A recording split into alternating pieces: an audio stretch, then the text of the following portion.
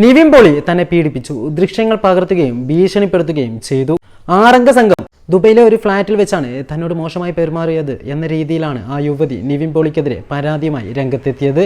ഒരുപക്ഷെ ഹേമ കമ്മിറ്റി ഉണ്ടാക്കിയ അലയൊലികൾ ഇന്നും അവസാനിക്കുന്നില്ല.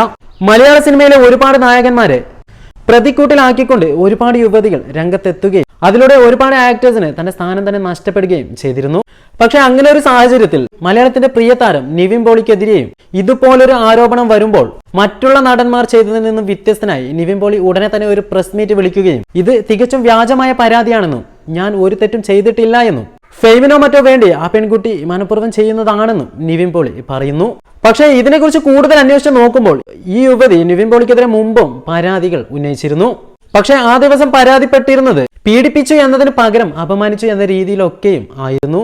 അതിലുമുപരി ഈ പുള്ളിക്കാരി പറയുന്ന പല കാര്യങ്ങളിലും വൈരുദ്ധ്യം തന്നെ കണ്ടെത്താൻ സാധിക്കുന്നുണ്ട്. തന്റെ കയ്യിൽ നിന്നും 3 ലക്ഷം രൂപ ഒരു ജോലി നൽകാമെന്നും പറഞ്ഞ് വാങ്ങിച്ച് തന്നെ പറ്റിച്ച ഒരു സ്ത്രീ പറഞ്ഞിട്ടാണ് താൻ ഇതുപോലെ ഒരു ഫ്ലാറ്റിലേക്ക് പോയത് എന്ന രീതിയിലൊക്കെയാണ് ഈ യുവതി പറയുന്നത്. എന്തു തന്നെ ആയാലും ഇതിനെക്കുറിച്ച് അരുൺകുമാർ ഇവരോട് ചോദിച്ചപ്പോൾ ഇവരിലുണ്ടാവുന്ന വൈരുദ്ധ്യം നമുക്ക് മനസ്സിലാക്കാൻ സാധിക്കും. തന്റെ ഭർത്താവിന് പോലും അറിയാത്ത രീതിയിലാണ് ഈ പെൺകുട്ടി ഫ്ലാറ്റിലേക്ക് പോയത് എന്നൊക്കെയുമാണ് പറയുന്നത്. അതിലുമുപരി ഇങ്ങനൊരു സംഭവം നടന്ന പാട് ഇതാരെയും തന്നെ യുവതി അറിയിച്ചിരുന്നില്ല. അവസാനം ഭർത്താവ് അറിഞ്ഞപ്പോൾ ഭർത്താവിന്റെ സഹായത്തോടു കൂടി തന്നെയാണ് താന് പരാതിപ്പെടാൻ ഇപ്പോൾ തയ്യാറായതും എന്നൊക്കെയും ആ സ്ത്രീ പറയുന്നുണ്ട്.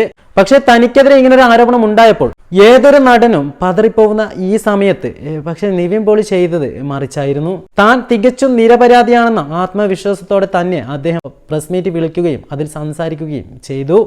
ഒരുപക്ഷെ തനിക്കെതിരെയുള്ള എല്ലാ ചോദ്യങ്ങൾക്കും വ്യക്തമായ രീതിയിൽ തന്നെ ഉത്തരം നൽകുകയും ഇത് തികച്ചും വ്യാജമാണെന്ന് ജനങ്ങൾക്കിടയിൽ തന്നെ ഒരു പ്രതീതി പിടിച്ചു പറ്റാനും നിവിൻ പോളിയെ കൊണ്ട് ഈ സാഹചര്യത്തിൽ തന്നെ സാധിച്ചിട്ടുണ്ട്. പക്ഷേ നിവിൻ പോളിയെ 6ാം പ്രതിയാക്കിയാണ് കേസ് രജിസ്റ്റർ ചെയ്തിരിക്കുന്നത്. അതോടൊപ്പം തന്നെ അന്വേഷണത്തിന് തന്റെ ഭാഗത്തു നിന്ന് എല്ലാവിധ സഹകരണം ഉണ്ടാവുമെന്നും നിവിൻ പോളി അറിയിച്ചിരുന്നു.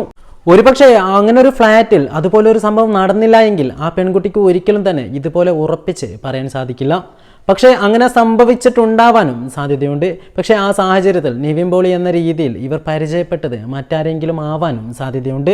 അങ്ങനെ സംഭവിച്ചിട്ടുണ്ടെങ്കിൽ തന്നെ അവിടെ നിവിൻ പോളി ഇല്ല എന്നത് നിവിൻ പോളിയുടെ ആത്മവിശ്വാസത്തിൽ നിന്ന് തന്നെ നമുക്ക് മനസ്സിലാക്കാൻ സാധിക്കും.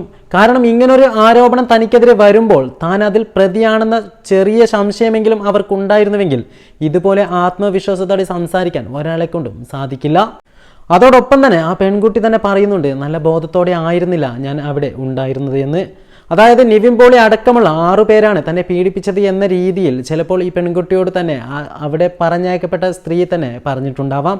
ചിലപ്പോൾ അതിനെയൊക്കെ ആയിരിക്കും ഇവർ നിവിൻ പോളി എന്നെ പീഡിപ്പിച്ചു എന്ന രീതിയിൽ പറയുന്നത്. അതല്ലെങ്കിൽ തികച്ചും കെട്ടിച്ചമച്ചതും. യുവതിയുടെ മൊഴികളിലുണ്ടാവുന്ന വൈരുദ്ധ്യം തന്നെയാണ് മനസ്സിലാക്കാൻ സാധിച്ചത്.